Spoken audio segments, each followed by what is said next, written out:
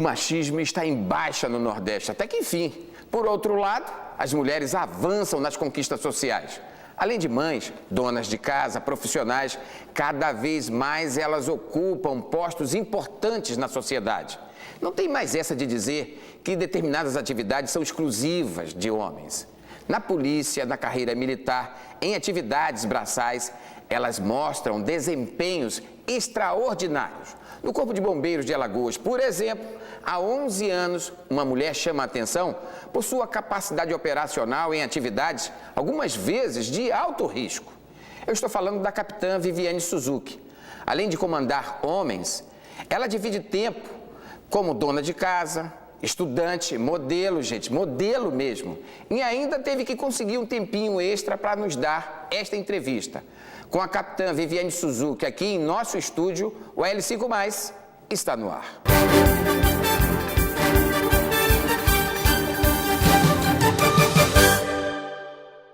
Antes de mais nada, eu quero agradecer a presença da capitã Suzuki aqui no AL5+, mas aqui você sabe, não tem enrolação, nós vamos direto ao assunto. Capitã, nesses 11 anos no Corpo de Bombeiros de Alagoas, a senhora já sofreu algum tipo de preconceito?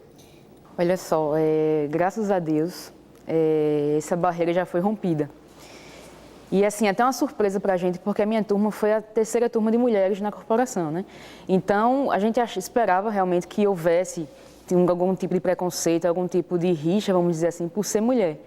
Mas o público masculino nos abraçou de uma forma boa, que nos fez até galgar cursos, vamos dizer assim, mais pesados, eu falo operacionalmente falando, e isso só abriu as portas para mulheres entrarem na corporação. A senhora entrou há 11 anos, né? Nesses 11 anos, quantas mulheres entraram com a senhora? Olha só, depois da minha turma, que foi de 2003, de oficiais, veio uma segunda turma de oficiais também, com 2 militares só, e depois disso uma turma de soldados com mais de 100 mulheres na corporação, em torno de 104 mulheres. Então, depois que eu entrei, mais ou menos uma média de 150 mulheres entraram na corporação. Apesar desse carinho, do tratamento, eu acho que deve ser até bonito lá, só tem homens, né? Os oficiais superiores já se acostumaram com a tropa feminina? É assim, lógico que teve esse carinho todo. Tem aquelas coisas pontuais que sempre divergem, né? Então, existem sim algumas pessoas, alguns homens muito machistas, mas a maioria em si, graças a Deus, foi muito bem acolhedor. E quanto aos oficiais superiores, a gente tem hoje um oficial superior também ingressando, que é a primeira mulher que entrou na corporação, né, como oficial. Então, a mentalidade hoje, graças a Deus, ela vem modificando muito e eles estão tranquilamente aceitando a situação da gente também estar galgando postos bem maiores do que o que todo mundo esperava. Eu conheci uma repórter fotográfica, ela foi a primeira, ela é a primeira, tá, porque trabalha hoje, inclusive, numa emissora concorrente, na profissão de repórter fotográfica em Alagoas. Então, os homens, que era uma atividade de ser repórter fotográfica, era uma atividade só de homens. Eles faziam coisas horrorosas para impedir que ela continuasse na carreira. E atribuía a ela, por exemplo, se tivesse que limpar o laboratório, era mulher. Lá, quando tem que limpar... Se tivesse que cozinhar, tem que ser mulher. Lá, a senhora enfrentou já alguma situação desse tipo assim, ó, se tiver que limpar, lavar o refeitório, vamos chamar aí as meninas? Olha só, pelo meu ingresso na corporação, que não foi como um praça, a gente já chega, entre aspas, com uma voz de comando em cima da tropa. Então, se isso viesse a acontecer, seria ao contrário. Graças a Deus que não cheguei a sofrer esse tipo de situação, né? Mas, pelo contrário, em si, se fosse ter que ter alguma faxina, alguma coisa que fosse ao meu comando, seriam os meus subordinados que estariam comigo. Como é mandar um homem, vai limpar a cozinha, vai lavar a louça? Mas é uma coisa assim tão normal pra gente no meio militar que não assim... Não tem o preconceito exato, do não outro tem lado. esse preconceito todo. Existem sim brincadeiras, que a gente sabe que o nosso ambiente vem modificando também aquela questão da rigidez muito excessiva. A gente tem que cumprir, sim, as regras militares como devem ser feitas, mas muita coisa vem sendo modificada, como o ambiente de trabalho. Uma coisa se tornar humana, né? Exatamente, mais humana. Parecer bonequinho, soldadinhos de chuva. Exato, não é só, não, faça né? isso, sem uma justificativa, sem uma precisão realmente. Então, graças a Deus, a gente não vem sofrendo esse tipo de coisa, até mesmo porque o comando assim em si, ele é mais comandar o quê? É mandar com alguém. Então não é, exatamente, então não é apenas uma coisa direcionada, unilateral, onde só eu mando e só uma pessoa obedece. Tem uma camaradagem? Com certeza. E pode-se discutir a voz do comando? Olha só, tem momentos que sim. Se você tiver realmente embasado legalmente, se você tiver uma... Porque a atividade de vocês é de alto risco, né? Com certeza, porque é aquela situação, muita gente questiona, né? Não, uma polícia militar, ela sofre mais risco, vamos dizer assim, do que a profissão do bombeiro militar. Mas, quando a gente vai entrar na rua para uma ocorrência, a situação é de alto risco. Qualquer impasse, qualquer erro milimétrico meu, uma vida pode estar ali em jogo. Então, é uma coisa de muita tensão, mexe muito com o psicológico da gente. Tanto é que a gente tem treinamentos para isso. Algumas pessoas questionam muito esses treinamentos. São duros? Alguns sim, porque é aquela questão. Tem o curso de formação, que você vai se formar um bombeiro militar. Mas tem o curso de especialização, que é onde você vai realmente para aquela área que você tem afinidade. Então, essa área que vai definir quem é você na realidade. Porque, por exemplo, se eu pego um curso de salvamento em altura, que é altamente de risco. Se eu pego um curso que, sei lá, de um resgate... Maré agitada, exatamente, mar agitado, totalmente diferente do que, por exemplo, uma altura eu tenho um equipamento para poder vamos dizer assim, dar um suporte. Mas no mar, eu vou ter o quê? Eu vou pegar em quê? Tem que ser eu, tem que ser a pessoa mesmo com ela mesma, vamos dizer até assim, né? Mas aí, justamente, que os treinamentos, eles são muito árduos, são muitas vezes pesados realmente. Essa questão de compleição física em relação ao feminino. Até vou fazer uma pergunta sobre isso. É verdade que para a mulher, para os meninos, tem lá a dureza. Para a mulher é mais leve? Em hipótese alguma, muito pelo contrário. Até mesmo porque a gente sabe que, fisicamente falando, a mulher, ela, às vezes, vamos dizer assim, suporta coisas menores do que os homens, por questão física. Por isso, a gente tem que superar em muita coisa.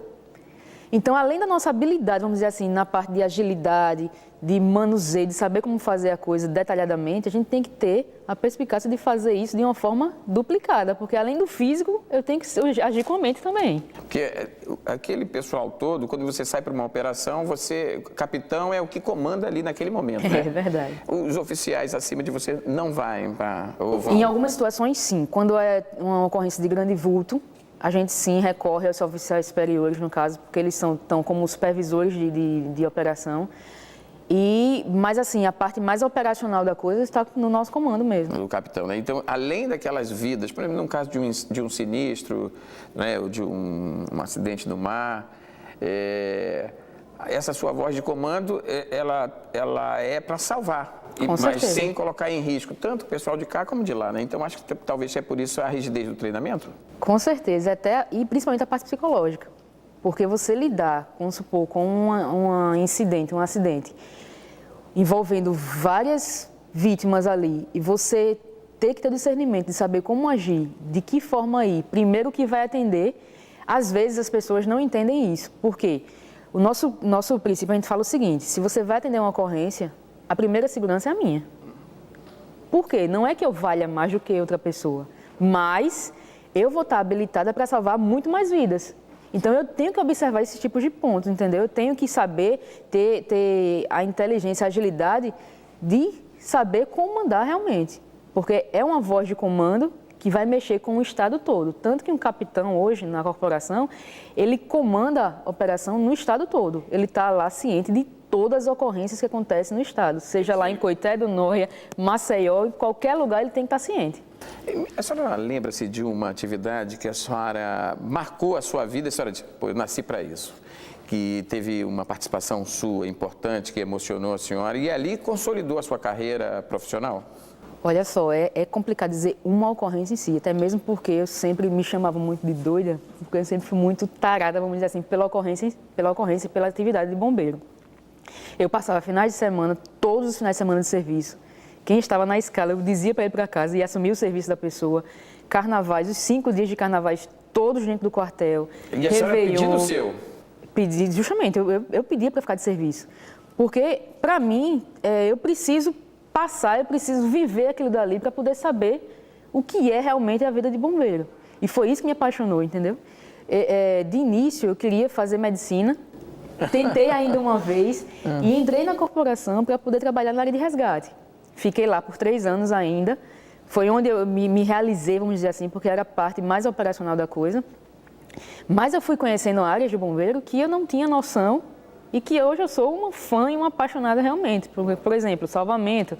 Já fiz cursos na área de salvamento também, onde só tinha eu de mulher. Então, foi assim, uma experiência muito boa. E com relação a essa ocorrência, eu até digo que eu encarei a morte por umas 4 vezes naquela enchente de 2010. A minha guarnição foi a primeira a chegar no local. Que eu estava de serviço e a gente foi acionado pelo quê? Foi falado o quê? De manhã, não, um alto índice de chuva, mas não, como todos os dias, às vezes avisam. Só que quando chegou o nosso chamado, era o quê? Umas 4h30 da tarde, 5 horas mais ou menos.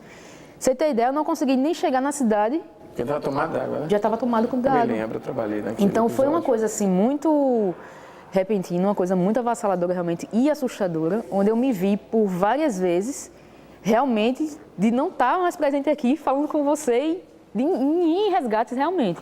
Que eu já fui resgatar pessoas na água lá, na hora dos estrondos dos tonéis, quando eles estavam se rompendo.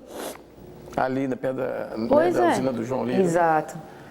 Então, eram situações que eu sabia que eu estava entrando, mas não sabia se ia sair.